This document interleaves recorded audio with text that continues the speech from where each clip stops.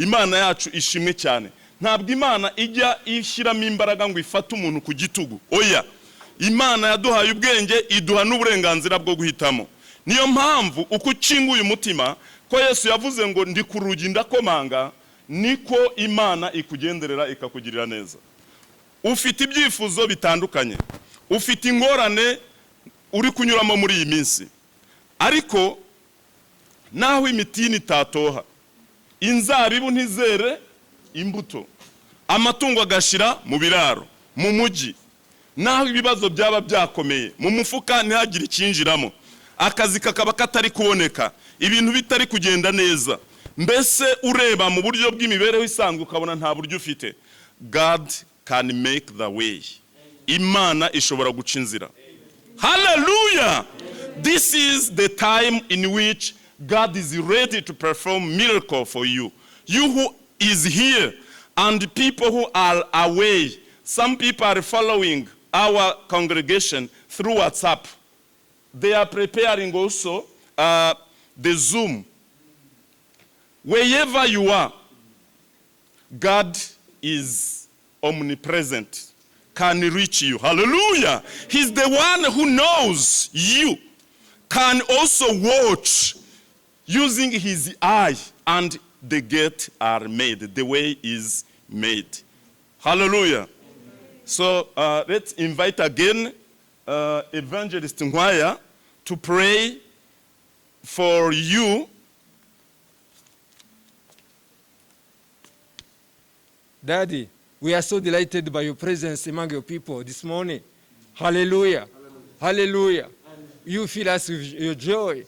And oh Lord, you enable us to come and to reach in your holy temple. We praise your name, oh Lord, because you are the only one who deserves all glory, all honor, all praises, oh Lord. And all things belong to you. Turagushimiye Uwiteka nyine Imana ikomeye, ko ngiye kuduha umwuka w'abazima. Tugushimiye ubwiza bwawe n'ubuntu bwawe no kurinda kwawe kwiza. Tugushimiye ko udahinduka Uwiteka nyine Imana ikomeye. Ngwino bane natwe. Twamaze igihe kirekire cyane dukumbuye urusengero rwawe. Twamaze igihe kirekire tudahura nk'abera. None uyu munsi Imana yanjye wabidushoboje. Tuhuriye muri urusengero rwawe Imana yanjye duhumeka umwuka w'abazima. Kandi Uwiteka nyine Imana turagusaba umwuka wawe wera tuzeho cyane.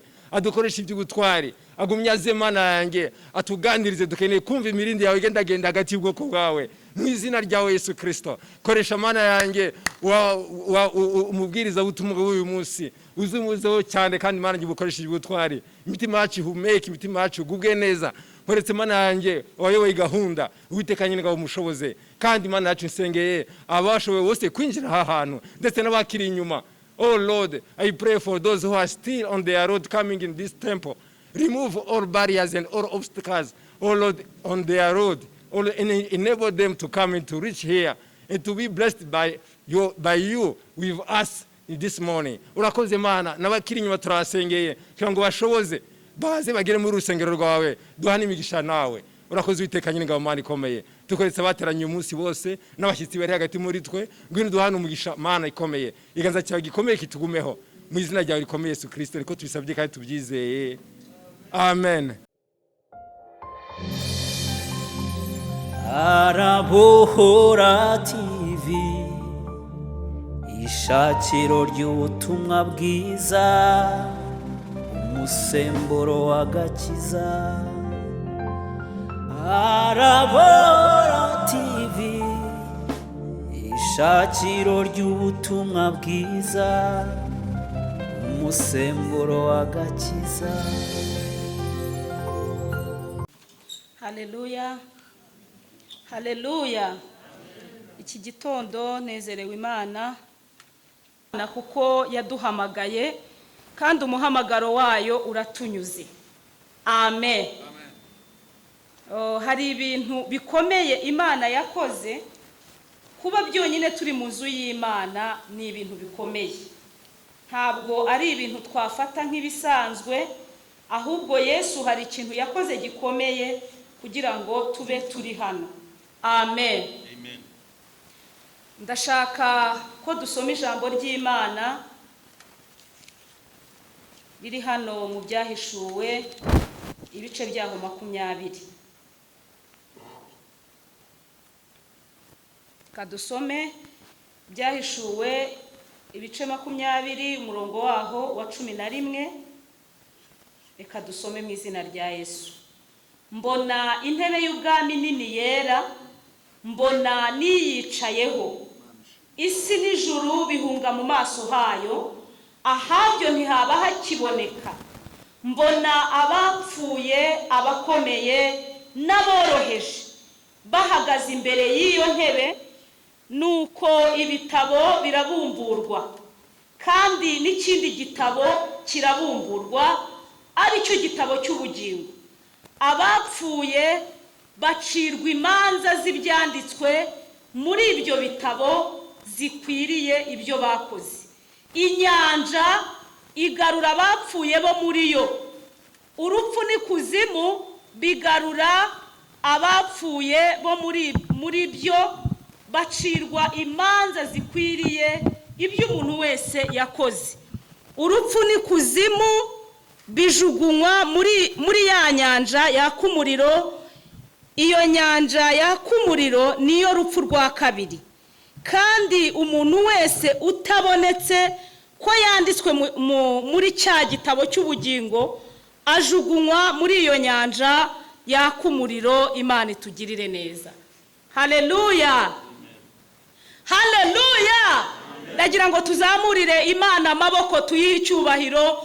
Ubundi kuzamura amaboko gutya ni ukubura icyo dukora, ni ukuvuga ngo Mana tuzi icyo tuguha, ariko imitima yacu yuzuye amashimwe ku byo wakoze. Haleluya, amen. Ndagira ngo wa mucuranzi aze hano mbanze ndirimbira Imana. Sinareka kuyiririmbira kuko uyu mwuka duhumeka n'ubuntu. Hari umuntu bari bishyuza umwuka ahumeka, ufashe umwuka ukawuha hano mu kiganza, umwuka uba evapore. Ariko ukuntu Imana ari umuhanga, iwurindira muri twebwe, ikaturinda tugahumeka batarinze kudushyiraho bomboni. Muzirikane ko hari abantu benshi ubu bari kongererwa umwuka, wenda barwaye kovide, barwaye izindi ndwara. Mwibuke ko ari nabyo bihe turimo bikomeye. Noneho tekereza kuba wowe urimo uhumeka bikemera, ukagenda bikemera, ukumva ari ibintu bisanzwe. Ndagira ngo nkubwire ko atari ibisanzwe, ahubwo tuvuge ngo Mana warakoze kuturinda, urakoze kutwongerera uyu mwuka. Kandi dukomere Imana amashyi menshi, atari amashyi y'abantu, amashyi yo kuvuga ngo Mana kuba turiho, kuba turinze. Oh haleluya, uhabwe icyubahiro. Kandi kuba ugihumeka uyu mwuka ni ikimenyetso ko n'ibyo byose Imana yakubwiye izabikora. Kuba ugihumeka ni igishoro cy'ibintu byose wumva ukeneye. Uri Imana yo kwizerwa, uriho uzahoraho. Uri Imana yo kwizerwa, uriho uzahoraho. Uko wahozeho kera n'uyu munsi ni kuri. Uko wahozeho kera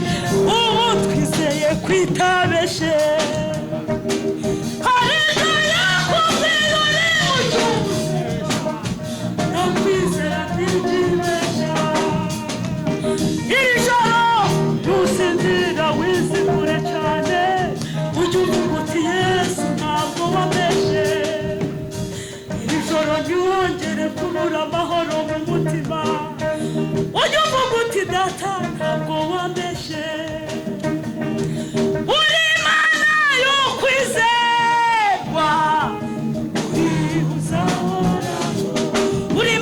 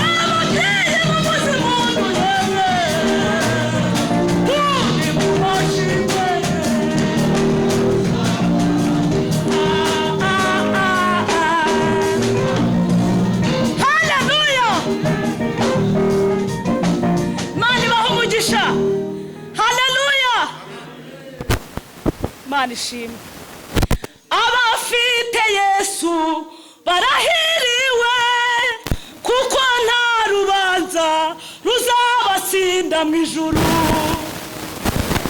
Ni Ikinyarwanda se muririmbe?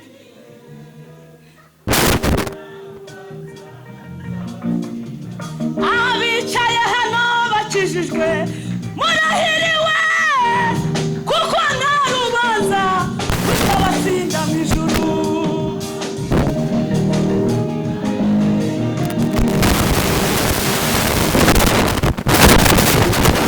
Haleluya! Intego y'ijambo tuganira uyu munsi iravuga ngo nta urubanza.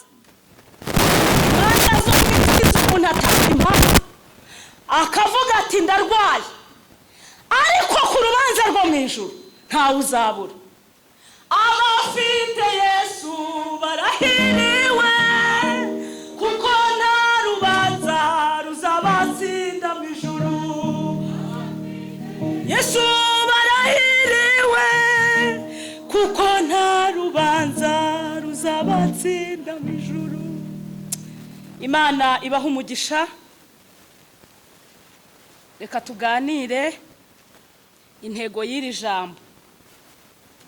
Iravuze ngo nta uzabura ku munsi w'urubanza. Ni intego ntoya cyane ariko ifite imbaraga muri je. Nayitekerejeho ndeba imanza zijya zibera hano mu isi, kandi impamvu nayitinzeho nuko nanjye hari urubanza nigeze njyamo hano mu isi. Noneho ijambo riravuze ngo nta uzabura imbere y'intebe y'imanza yera.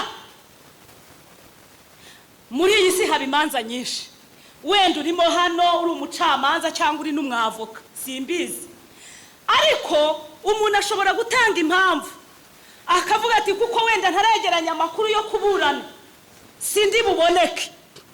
Umuntu ashobora no gutanga impamvu akavuga ko ataboneka wenda ari hanze y'igihugu, ariko uru rubanza ruzabera mu ijuru nta muntu n'umwe uzabura.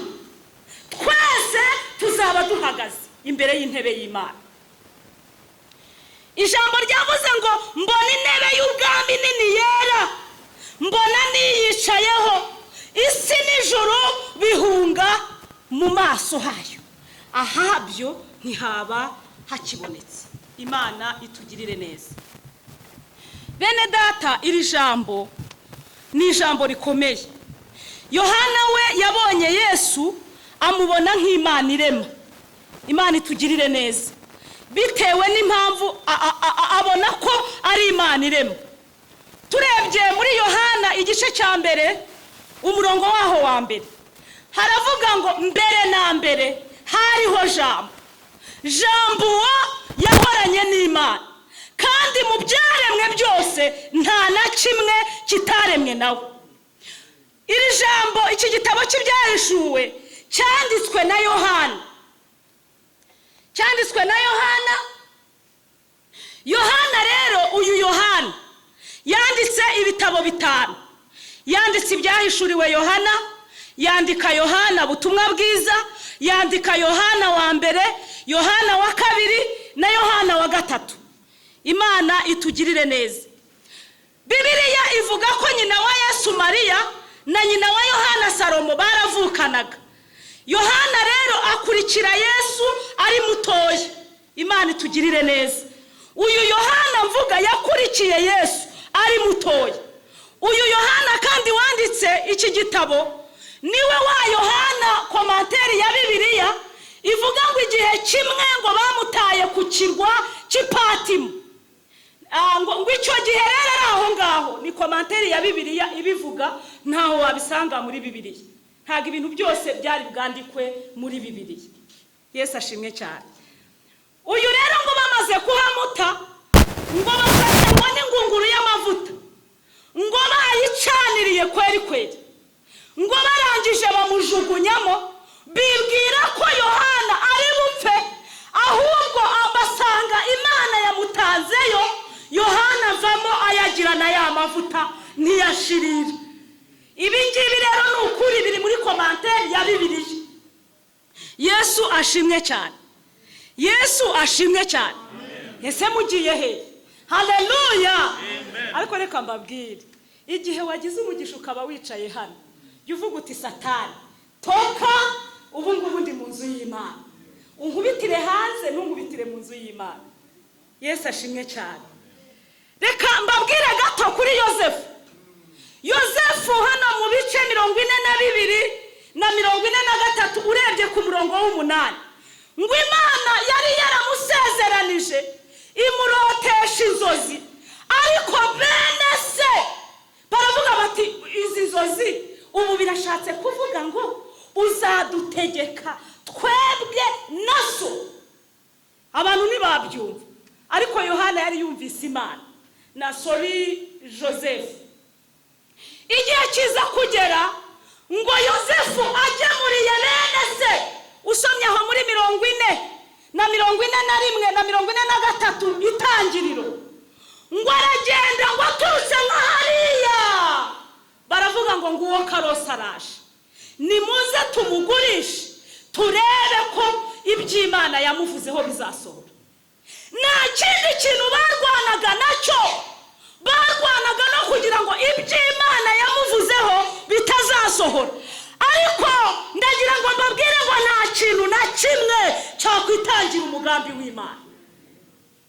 Mumvugire ngo Imana nabaye mumvugire ngo Imana nta kintu na kimwe cyakwitangira umugambi w'Imana. Wabona Imana itaratabaye? Abazi ko yatabaye bayibonye, pana bya bintu by'ikigare mungirire mutya. Abayibonye, abatarayibonye mubyihorere, namwe turabasengera muzayibone. Nutanayibona mwisi uzayibona imbere y'intebe y'imanza ya Kristo. Ariko abayibonye mumvugire ngo Imana. Mumvugire ngo Imana, Imana igira neza, Imana yumva gusenga. Umva ariko ako kaje muvuge ngo Imana. Ariko mwagiye mureka tukava mu bintu by'ibyubahiro tukayiramya n'imitima yacu yose. Yesu ashimwe cyane. Yosefu ibyo bamukoreye ntibyatumye umugambi w'Imana udasohora. Ngo igihe cyaje kugera bya bintu yabonye birasohora. Dusomye hano muri 42 umurongo waho w'8, 43:8, ngo igihe kiragera ngo inzara iratera, baragenda bajya mu Egiputa guhaha. Ngo bene se uko ari 11 ngo bafata urugendo, Yakobo arabohereza arababwira ati ntahandi hasigaye ubuhahiro usibye mwegiputa mufata ingamiya mugende. Ngo baragenda ngo bagituruka nka hariya Yosefu arabareba arabamenya ariko bo ntibamumenya. Ariko agira ati ariko bo ngo Yosefu arababaza muturutse hehe muje gutata igihugu kidafite amaboko. Ngo batangira kwisobanura baramubwira arababaza ngo mwari bangahe. Baratangira twari 12. Umwe inyamaswa y'inkazi yaramuriye n'ikiriyo twaragikuye. Uwo bavugaga uwo niwe Yosefu wababazaga. Kumbe Imana yagendanye nawe. Ngaha ari umuboyi igendana nawe. Ngaha ari muri gereza igendana nawe. Iyo umaramarije gukiranuka Imana irakurinda. Imana ishimwe. Batangira kuvuga ngo twari 12. Umwe inyamaswa y'inkazi yaramuriye. Yosefu ahita bikurura arabyibuka. Yibuka ukuntu bafashe ikanzu ye yari umweru papa we yamuhaye ngo bayimukuramo. Baragenda bica ihene, barangije bafata amaraso y'ihene bayasiga ya kanzu bayishira papa wa Yakobo. Bayishira papa wa Yakobo baramubwira bati Yosefu yapfuye, inyamaswa y'inkazi yamuriye. Hari hapfuye ihene, Yosefu yari muzima. Mvugira ngo hapfuye ihene, jewe ndacyari muzima. Hapfuye ihene bariresha ngo yapfuye kandi Yosefu ni muzima. Nawe byaguhize hari iby'Imana yatanze birapfa, wowe uri muzima. Muvuge ngo amena cyane. Hapfuye ihene, Yosefu ni muzima. Umuntu ufite uri mu isezerano ry'Imana ntabwo apfa gupfa. Ariko hari ibintu nanone bitatu biranga umuntu uri mu mugambi w'Imana. Icyambere ahigwa n'impfu nyinshi. Icya kabiri ahora n'ibigeragezo bikomeye. Icya gatatu Satani ugira ngo niwe muntu abona mu isi wenyine amuhiga ku manywa na nijoro. Nubona ibyo bintu bitatu bikuriho uhita uvuga ngo ndacyari mu mugambi w'Imana. Muvuge ngo amen. Yosefu ibyamubayeho ntibyatumye Imana itamurwanirira. Ngo rero nibwo batangira gusobanura ngo twari 12. Umwe inyamaswa y'inkazi yaramuriye n'ikiriyo twaragikuye ariko hapfuye ihene. Reba Yosefu ari kumva ayo magambo akibuka ibintu bene se bamugiriye. Bari no kuvuga ko ikiriyo bagikuye kandi ari muzima. Ari wowe wamera ute? Wakuzura imbabazi? Ngo Yosefu ibyo ntiyabyitaho. Aravuga ati ni mubagaburire mubahe ibyo baje guhaha ariko amafaranga yabo ifeza zabo bazigumane. Imana iha umugisha Yosefu n'abandi bantu bameze nka Yosefu. Ngo barabahahira ariko Yosefu abakorera akantu kamwe. Aravuga ati nubwo mbahahiye ariko ndasigara na Simewoni kugira ngo muzabanze mugende munzanire uwo nguwo wasigaye mu rugo. Ni wende Benjamin. Kandi Benjamin yari umuvandimwe wande wa Yosefu.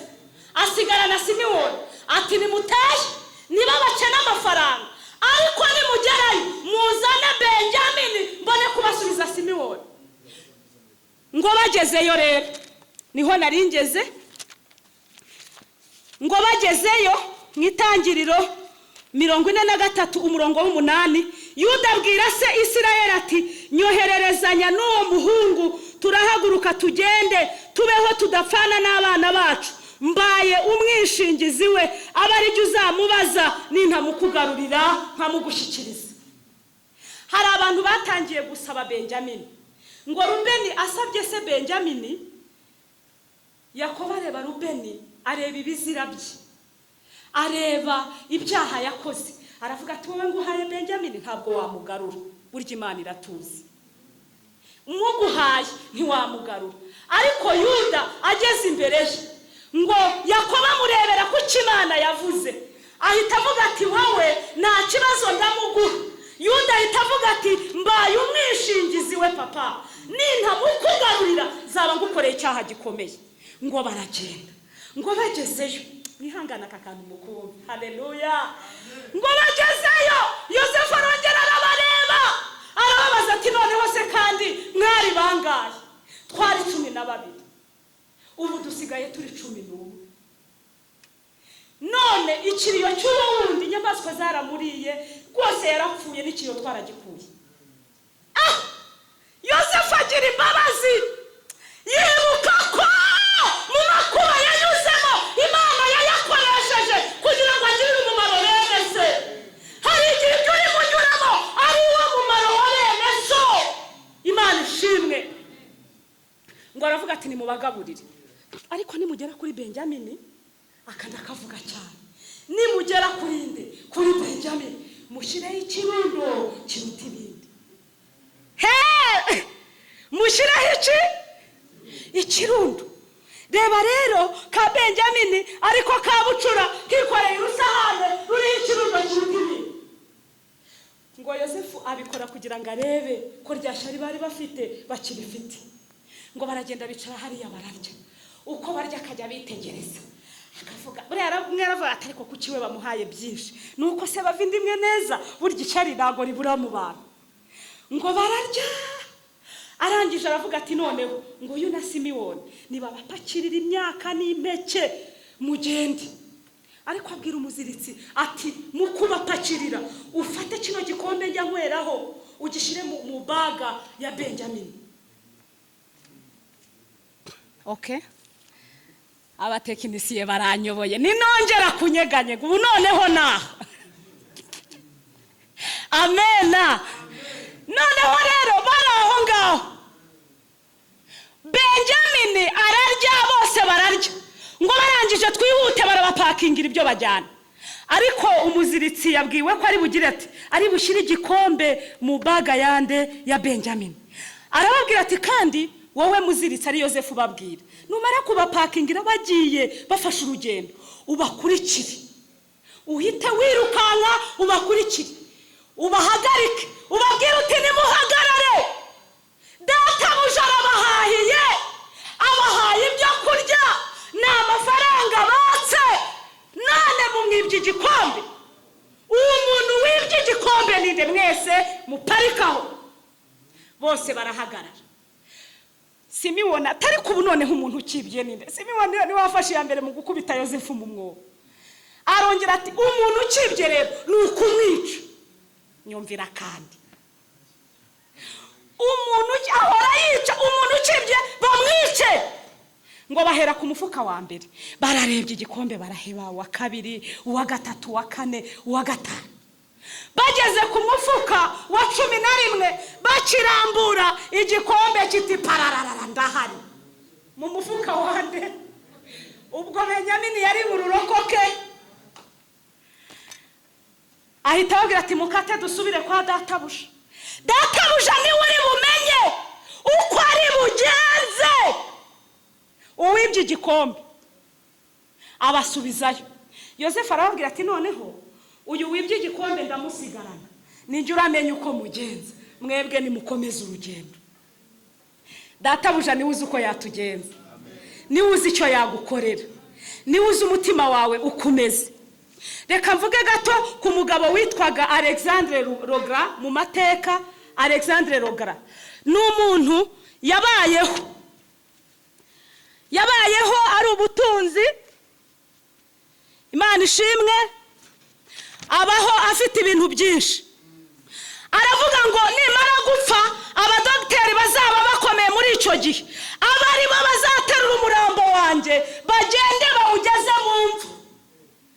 Abadogiteri bazaba bakomeye muri icyo gihe. Ubwo nka Antoine nyine, Dr. Antoine na ba Vincent, mbese abo nibo bazafata iya mbere mu guterura umurambo wa Alexandre Rogra.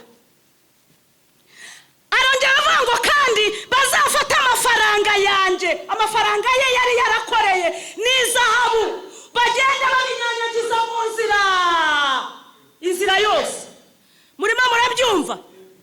Aravuga ngo kandi muzakore serikeyi, amaboko yanjye agenda agenda anagana hanze ya serikeyi.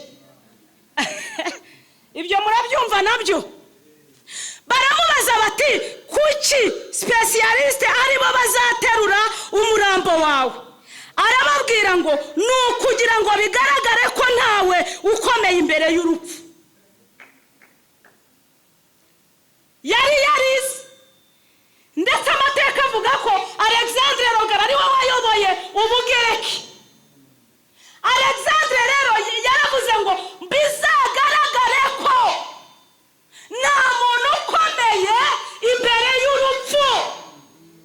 Abantu bariga bakaminuza, abandi bagakora amashuri yose abaho, yewe ariko iyo urupfu rwaje ntabwo amafaranga wayabwira ngo amafaranga ntabara ntabwo ngenda. Isi yagiye igira abakomeye n'aboroheje benshi, ariko Yohana we aravuga ngo mbona iyicaye kuri ya ntebe, ngo mbona abapfuye bose bahagaze imbere y'intebe y'imanza ya Kristo. Abapfuye n'abakomeye n'aboroheje ngo bose bahagarara imbere y'intebe y'imanza ya Kristo. Yohana kandi ngo yabonye habumburwa igitabo, ngo abona habumbuwe igitabo cy'abajura. Abibye bose, nigeze numva abajura ngo bigeze kwiba muri Brazil, ngo bari abahanga cyane, arimo abenjeniyeri, abantu bize, ngo baragenda biba banki y'isi. Nigeze mbyumva mu makuru ngo barayeza.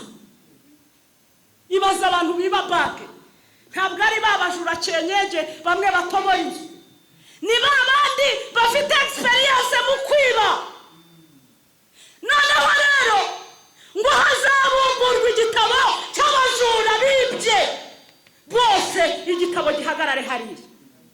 Hazabumburwa igitabo cy'abasambanyi, abasambanye bose, inshoreke bose, tupayirifime bakidasane bose bahagarara imbere y'iyo ntebe. Twanze mwiza tuzongera kandi tubuhasige. Kwa kunyanyagiza amafaranga n'amazahabu mu muhanda, aravuga ngo biravuze ngo uko waje mu isi waje ntacyo uzanye. Amafaranga, amashuri, abana, nta na kimwe uzongera kandi uve mu isi ntacyo ujyanye. Imana itugirire neza. Aravuga ngo ino si twayijemo ntacyo dufite, tuzongera dupfe ntacyo tujyanye.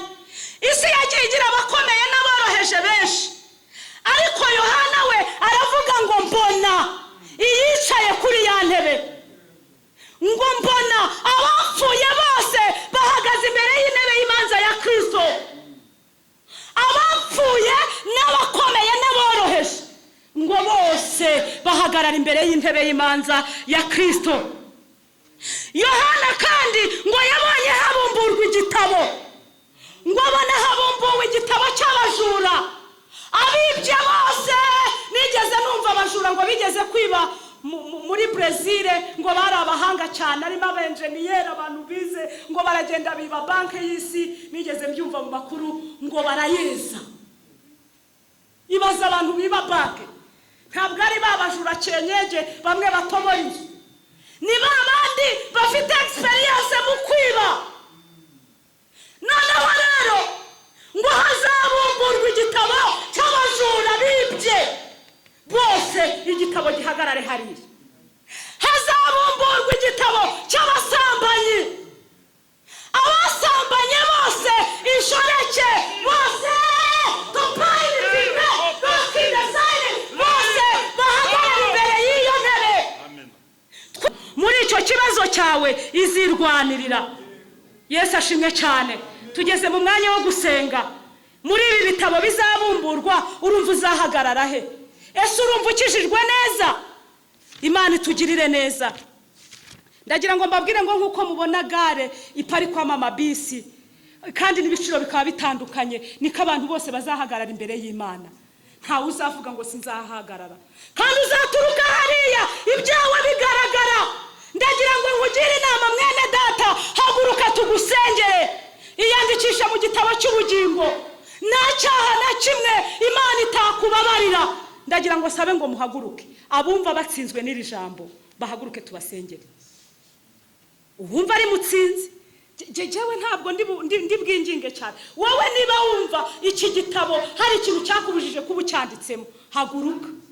Niba aya makuba reto panikidre uri munyuramo yarakubujije guhagarara muri iki gitabo, haguruka.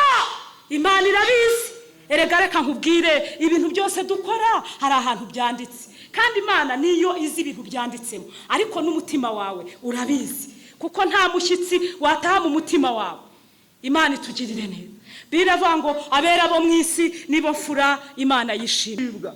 Twese duhagurukanye icyifuzo cyo kuvuga ngo ahari ikirego uko cyaba gisa kose gihanagurwe n'amaraso ya Kristo Yesu. Izina rya Yesu. Mana, duhagaze imbere y'intebe y'imbabazi zawe kugira ngo n'ubundi ayo maraso atweze, natweze nk'itorero ryawe, kugira ngo tuzaboneke muri kiriya gitabo cy'ubugingo. Buri wese uziranye n'umutima we ibyo wabashije kumwibutsa, ibyo umwuka we yagiye akoraho, ari nabyo bitumye atera intambwe agahaguruka. Turasenze ngo amaraso ya Yesu abihanagure, nabihanagure muri iki gitondo. Reka imbabazi zawe ziboneke ku bantu bawe. Mana yacu, ngira twishimira nk'itorero ryawe. Abateye intambwe ari bwo bwa mbere, Mana bakirane imbabazi, bakirane urukundo, bakire Mana, ubanezererwe, nuko urushaho kubishimira kandi ubakoresha ibyiza. Ababuze imbabazi reka ubatere nk'umutima w'imbabazi. Abadafite urukundo rwagutse, Mana turarusabye muri iki gitondo ngo rwuzure imitima ihagaze imbere yawe. Abibagiwe bakirengagiza iby'agakiza, bakirengagiza inshingano zabo zo mu murimo, zaba iz'ubuzima busanzwe community dusaba, nabo turabasengeye Mana ngo bababarire. Babandi bangana ibyo birandure mu mitima yabo, turabasenge. Babandi bananiwe kwihangana kubw'ibigeragezo by'uburyo butandukanye, nabo tubazanye imbere yawe ngo bababarire Mana, bababarire kandi urushaho kuba bishimirwa iteka n'iteka ryose, kugira ngo n'ubundi nutureba ujye utunezererwa muri Kristo Yesu. Nk'umugisha umuja wakoresheje, kandi ukomeze kumwuzuza, ukomeze kumwagura, kandi imbaraga z'umwuka wera zikomeze kugendagenda ahantu, kugira ngo twibutse tunigishwe n'ibirenze ibyo yatubwiye. Bisenze ntyo mu izina rya Kristo Yesu, amen. Ndagira ngo twese duhaguruke ku maguru yacu, dusengere abarwayi n'ibindi byifuzo. Mwami Imana yacu, twese duhagurukiye imbere yawe, tuzanye ibyifuzo bitandukanye. Iyi mitima urayireba kuko uzi kuyisoma. Mana, turahamagara imbaraga zawe, za zindi zazuye Yesu, nizizura ubugingo bw'aba bantu, nizizura imibereho, nizizura buri kintu cyose. Ibi byatsikamiye abantu bimeze nka Farawo, turabihambirije, turabyirukanye mu izina rya Yesu. Satani ugerageza abantu, turakwirukanye. Aba bantu barambuye ijwi ryabo, baragusaba ngo ubarengere. Imitima yabo iri imbere yawe, ari abashomeri, ari abarwayi, ari abari mu manza, ari ababuze uko bagira, ari abadafite icyo kurya. Mana, turasenze. Ari abantu bari bonyine muri ibi bihugu bitagira itorero, turabasengeye Mwami, kugira ngo ubasure, imitima yabo uyikoreho, kandi uhaze kwifuza ko abari mu isi. Turagushimiye Mwami, tuzamuye aya maboko, twakiriye ibyo udukoreye, twakiriye iby'imbaraga ukoze. Imitima yacu turakiriye, irafungutse, yakiriye ibisubizo. Reka buri wese abyakire, reka abantu ntibasubirayo uko baje, ahubwo hagira igihinduka, kandi bagisohoka bakubitana n'igisubizo cyabo. Reto paya kidre, amina. Turabizi neza si ubwa mbere utabara bera. Ongera utabare muri kino gitondo, kandi utabare. Yesu, ongera utabare, kugira ngo abantu bose bazahagarare imbere y'intebe y'imanza ya Kristo, kandi